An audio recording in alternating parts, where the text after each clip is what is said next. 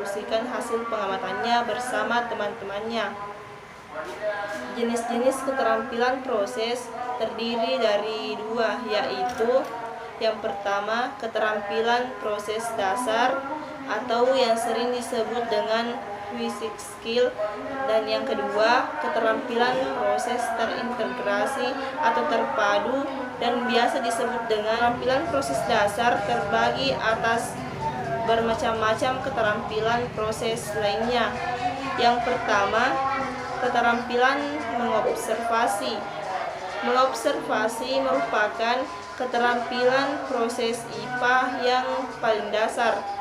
Keterampilan ini dikembangkan menggunakan semua alat indera untuk mendapatkan informasi.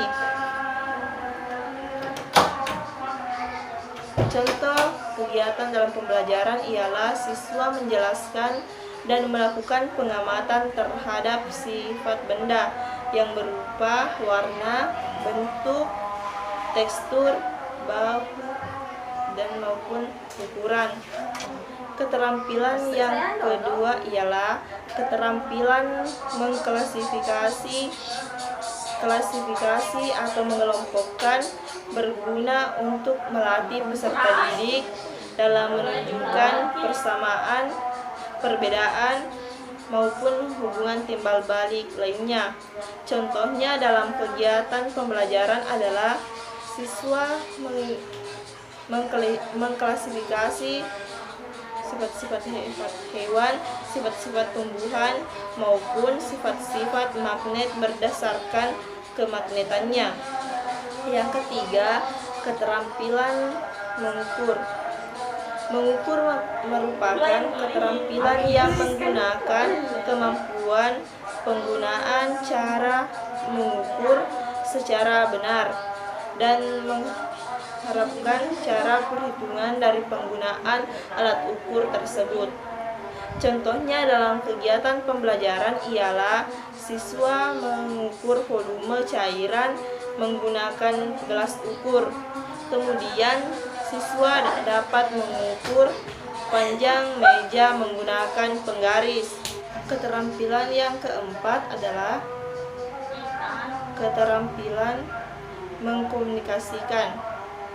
Komunikasi berarti menyatakan hasil pengamatan baik secara lisan maupun tulisan. Dalam bentuk tulisan, komunikasi bisa berupa rangkuman, tabel, grafik, gambar, maupun poster. Dalam kegiatan pembelajaran, siswa biasanya mengubah bentuk tabel menjadi grafik. Keterampilan yang kelima ialah keterampilan menginferensi atau menyimpulkan. Inferensi merupakan suatu pernyataan yang dibuat berdasarkan observasi atau pengamatan. Contohnya dalam kegiatan pembelajaran ialah siswa menginferensi tentang sifat-sifat cahaya. Keterampilan yang keenam adalah keterampilan memprediksi. Memprediksi dimaksudkan meramal secara khusus apa yang akan terjadi pada observasi selanjutnya. Contoh dalam kegiatan pembelajaran ialah siswa memprediksi berapa lama lilin akan tetap menyala jika ditutup dengan botol atau toples dengan berbagai macam ukuran. Selanjutnya, keterampilan yang ketujuh adalah keterampilan mengenal hubungan ruang dan waktu. Keterampilan ini berkaitan dengan hubungan ruang dan waktu dan perubahan waktu. Contoh dalam kegiatan pembelajaran ialah menggunakan bentuk-bentuk dua dimensi seperti gambar atau lukisan. Dan keterampilan yang ke-8 mengenal hubungan bilangan-bilangan. Keterampilan ini berkaitan dengan keterampilan menggunakan aturan-aturan murid atau rumus-rumus pada pengukuran dasar. dalam kegiatan pembelajaran ialah menggunakan latihan-latihan aturan atau rumusan untuk mengembangkan keterampilan ini. Setelah memahami jenis-jenis keterampilan proses dasar, selanjutnya kita dapat mengenal jenis-jenis keterampilan proses dan integrasi atau terpadu. Antara lain, yang pertama, mengidentifikasi variabel. Variabel adalah suatu besaran kualitatif atau kuantitatif yang dapat bervariasi atau berubah pada suatu saat tertentu. Besaran kualitatif adalah besaran yang tidak dapat dinyatakan pada pengukuran tertentu, sedangkan besaran kuantitatif adalah besaran yang dapat dinyatakan pada pengukuran waktu tertentu. Pada tingkat SD, keterampilan ini belum dilatihkan. Keterampilan kedua ialah keterampilan memformulasikan hipotesis.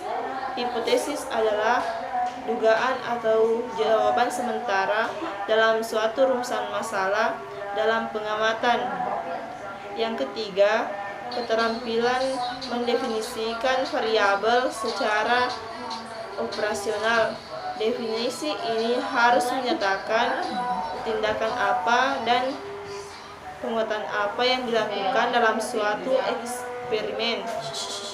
Keterampilan yang keempat adalah eksperimen. Eksperimen adalah suatu kegiatan yang terinci yang direncanakan untuk menguji suatu hipotesis atau rumusan masalah.